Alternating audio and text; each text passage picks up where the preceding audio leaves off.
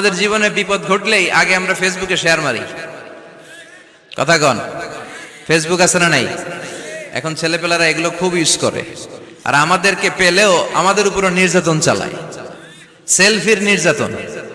কিসের নির্যাতন?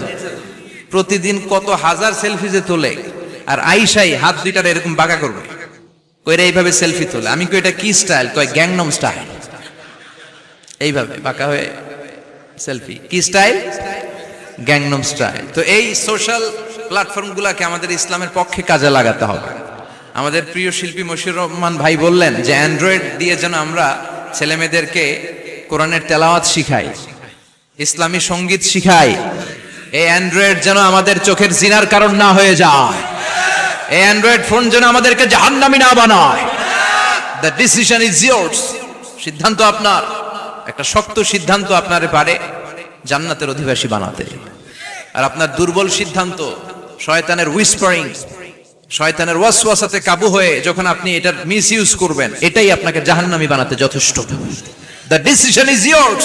You have to take the right decision now. আপনাকে সিদ্ধান্ত নিতে হবে, কই যাবেন, জান্নাতে না জাহান্নামে? কথা বলেন, কথা বলেন।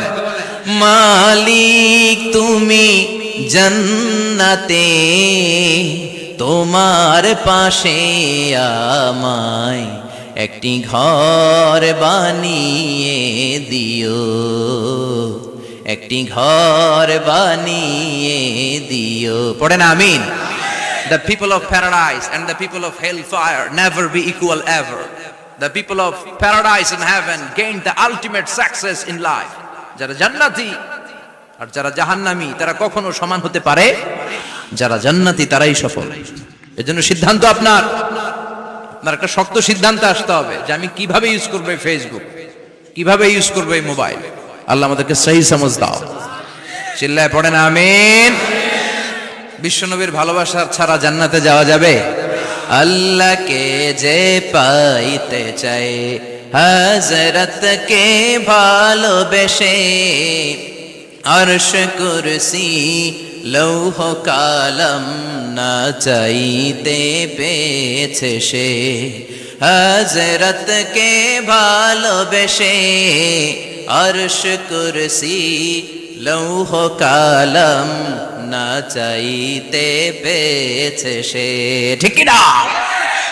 গোটা বিশ্বকে ভদ্রতা, নম্রতা, সিভিলাইজেশন, বিনয়, ম্যানার শিখিয়ে গিয়েছেন বিশ্বনবী। ঠিক কিনা? As a father, as a husband, as a teacher, as a commander, as a reformer of the society, as a messenger, Muhammad is the superman of the world. স্বামী হিসেবে, বাবা হিসেবে, নেতা হিসেবে, নবী